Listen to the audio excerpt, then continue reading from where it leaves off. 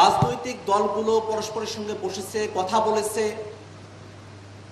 যখন সংকটের সময়টা শেষ হয়ে গেছে, কেউ ক্ষমতায় চলে এসেছে, তারপরে তারা আর এই যে আলোচনাগুলো আছে সেগুলোকে বাস্তবায়ন করার আর কোনো প্রয়োজন অনুভব করে নাই। 90-তে 3 জোটের রূপরেখা, শান্তিপূর্ণভাবে ক্ষমতা হস্তান্তরের প্রক্রিয়া যাতে বাংলাদেশে থাকে সেই বিষয় নিয়ে একটা ঐক্যমত্যের জায়গা তৈরি হল। কিন্তু বিএনপি 96-তে ক্ষমতায় এসেই তারা সেই 96-তে আবার এমন একটা নির্বাচন আয়োজন করলো যে নির্বাচনটা ছিল একতরফা, যেটা 3 জোটের রূপরেখা বাস্তবায়নের পরিপন্থী। এই বাংলাদেশে এই উদাহরণগুলো আমরা অতীতে দেখেছি এবং রিসেন্টলি যদি আমরা দেখি যে জুলাই ঘোষণাপত্র পাবলিশ করা হয়েছে, সেই জুলাই ঘোষণাপত্র যেহেতু সরকার নিজের মতো করে তাদের ভিতরে থেকেই এটা পাবলিশ করেছেন, আমরা আস্থা রেখেছি। কিন্তু জুলাই ঘোষণাপত্রের ব্যাপারে এমন একটা অপরিপূর্ণ ডকুমেন্ট আমরা পেয়েছি যেটা আমাদেরকে আর আশাব্যঞ্জক রাখতে পারে না। জেন্টলম্যান এগ্রিমেন্টের কথা বলা হয়, জুলাই ঘোষণাপত্র জেন্টলম্যান এগ্রিমেন্টের একটা উদাহরণ, যেখানে জেন্টলম্যানরা বসে গত 16 বছরে আমাদের আন্দোলনের যে ইতিহাস, সেই ইতিহাসকে তারা সেখানে অন্তর্ভুক্ত করেন নাই। অতএব শুধুমাত্র মুখের কথায়, শুধুমাত্র জেন্টলম্যান এগ্রিমেন্টের দোহাই দিয়ে, আন্ডারস্ট্যান্ডিং এর দোহাই দিয়ে ঐক্যমত্য কমিশনের আলোচনাগুলোকে বাংলাদেশে বাস্তবায়ন করা হবে, এই বিষয়ে আমরা আস্থা রাখতে পারি না।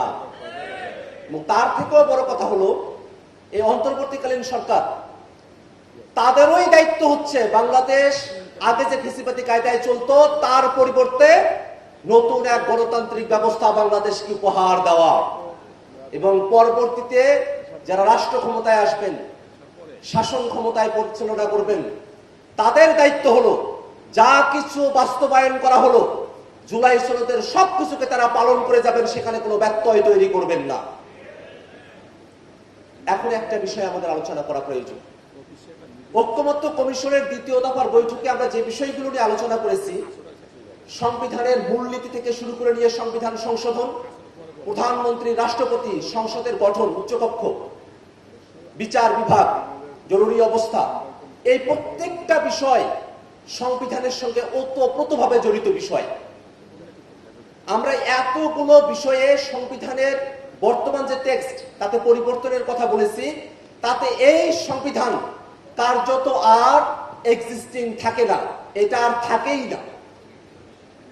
আপনারা যারা ঐক্যমত্য কমিশনের আলোচনাগুলো ফলো করেছেন তারা একটা জিনিস একটু করে দেখবেন, বিশেষত তাদের কথায় যারা শুধুমাত্র সংশোধনীর কথা বলেন, যে বিষয়গুলোতে সংশোধনী আনানোর কথা বলা হয়েছে, এই বিষয়গুলোকে বর্তমান সংবিধানের সঙ্গে একটা মিক্সড ভার্সন আপনারা করে দেখেন যে এই সংবিধান কতটুকু বহাল তবিয়তে থাকে।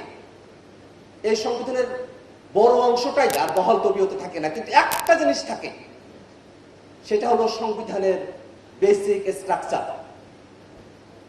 অর্থাৎ এই সংবিধানের এমন কিছু বিষয় রয়েছে যেটা অন্তর্নিহিত, যেটাকে আর কখনোই পরিবর্তন করা যায় না।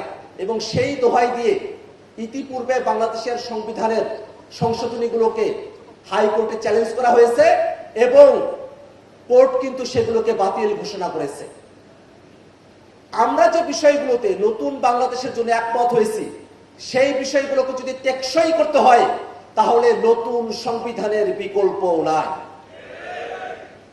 বন্ধুগণ, এই কারণে জুলাই সনদ বাস্তবায়নের বিষয় নিয়ে যখন আমরা আলোচনা করি, তখন আমাদেরকে ইতিহাস থেকে শিক্ষা নিতে হবে। এই অন্তর্বর্তীকালীন সরকার তাদের এক্সিট পয়েন্ট তাদেরকেই খুঁজে বের করতে হবে। তারা লিগ্যাল ফ্রেমওয়ার্ক অর্ডার এলএফও করার মধ্য দিয়ে নিজেরাও যেমন এক্সিট পয়েন্ট পাবেন, বাংলাদেশের মানুষেরা জুলাই সনদ বাস্তবায়নের আইনি ভিত্তি পাবে, গণপরিষদ নির্বাচনের মধ্য দিয়ে নতুন সংবিধান হবে, ফ্যাসিবাদী সংবিধান থেকে মানুষ মুক্তি পেয়ে গণতন্ত্রের পথে বাংলাদেশ উত্তরণ ঘটবে। এবং সে জায়গায় বাংলাদেশের ফ্যাসিবাদ বিরোধী সকল রাজনৈতিক দলকে ব্যক্তিগত দলীয় অবস্থান থেকে সরে এসে জাতির স্বার্থে, বাংলাদেশের টেকসই গণতন্ত্রের স্বার্থে সকল রাজনৈতিক দলকে টেবিলের আলোচনাতেই এই জুলাই সনদ বাস্তবায়নের পথ পরিষ্কার করে বাংলাদেশের মানুষকে স্বস্তি প্রদান করতে আহ্বান রেখে আমি আমার বক্তব্য এখানে শেষ করছি।